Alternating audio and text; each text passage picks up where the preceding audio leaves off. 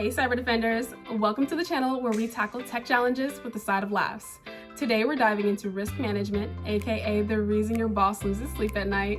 We'll break down everything you need to know for the Security Plus exam, from types of risks to mitigation strategies and real-world scenarios. Stick around because understanding this topic could save your company millions, or at least a ton of emails.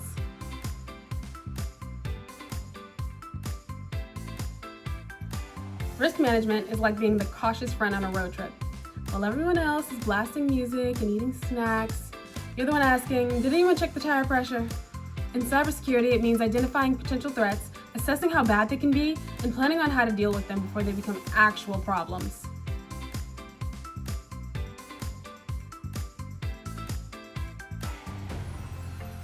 All right, let's start with some terms that you'll need to know for the exam and for sounding smart at your next team meeting.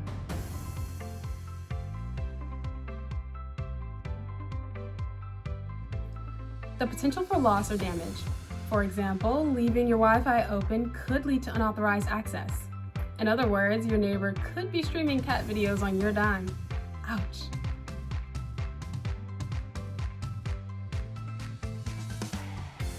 Something or someone with the potential to cause harm, like hackers or malware, or that IT guy who insists on just testing vulnerabilities during work hours.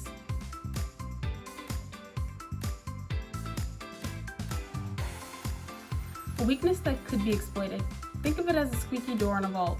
Without proper fixes, someone's gonna find it, and it won't be your grandma.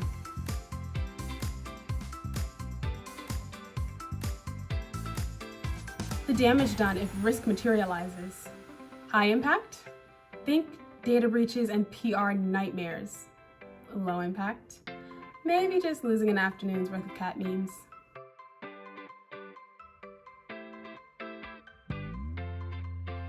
Now let's talk about the process. Risk management isn't just, I hope nothing goes wrong today. It's a structured approach to keep data and your systems safe.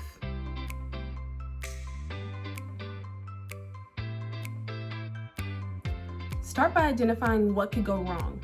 Review past incidents, conduct audits, and brainstorm potential risks like you're in a cyber version of a what-if game.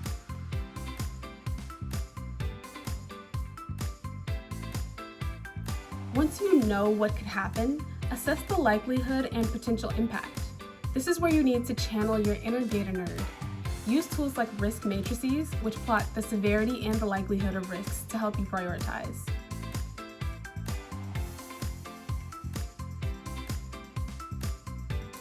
Mitigation is where the fun begins.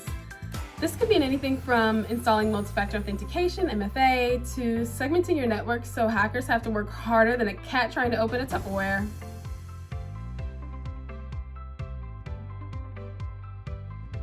Cyber risks are like weeds. You can pull them out, but you need to keep an eye out on your garden. Continuously monitor and update your risk management plan to address new threats and vulnerabilities.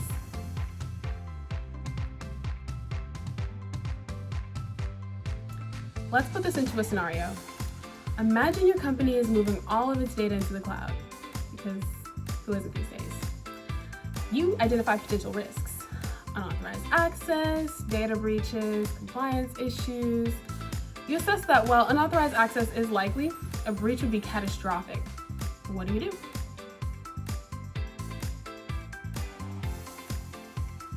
Mitigate it with solutions like encrypted data transfers, MFA, and compliance checks using tools like Azure Security Center and AWS Config. You monitor it with regular security audits and automated alerts. And boom! Risk mitigated, CEO less panicked.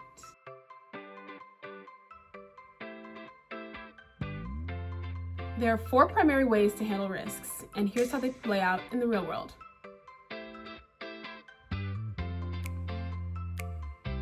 Don't take the risk at all, like deciding not to use that USB drive you found in the parking lot labeled free stuff.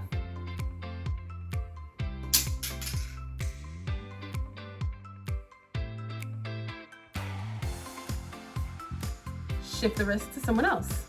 Cyber insurance, anyone?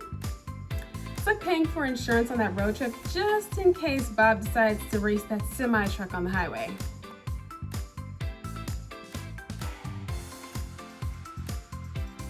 Reduce the impact or likelihood. Use firewalls, patch management, and security training to ensure employees know not to click download on that "you want a prize" email.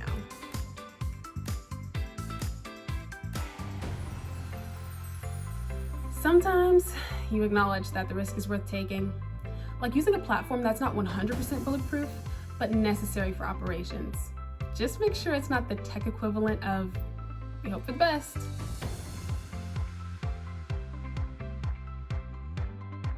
Let's get specific with the common threats and how to mitigate them. You know, the good stuff that keeps your exam answers on point.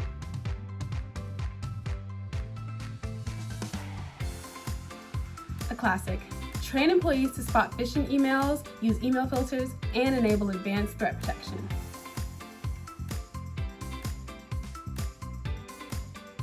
These are vulnerabilities that even the software developer doesn't know about. Regularly update and patch systems and use intrusion detection systems, IDS, to catch suspicious activity.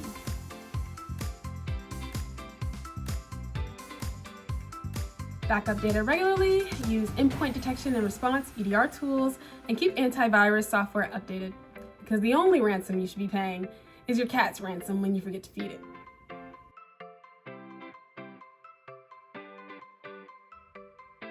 Imagine you're consulting for a small startup. They want to deploy a new app quickly, but are worried about potential risks. You recommend a vulnerability scan to identify flaws and implement DevSecOps practices for continuous security checks.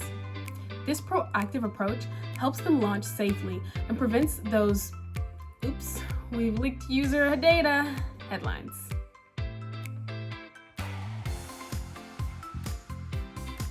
And there you have it, risk management in a nutshell. Or a well-secured digital vault, to be exact. Remember, identify, access, mitigate, monitor, and make Bob in HR proud of your newfound security prowess. If this helped you get a better handle on risk management, hit that like button, subscribe, and let me know your own risk horror stories in the comments. Until next time, manage those risks like a pro and keep your digital fortress secure. And remember, when in doubt, always check the tire pressure on your cybersecurity plan. See ya!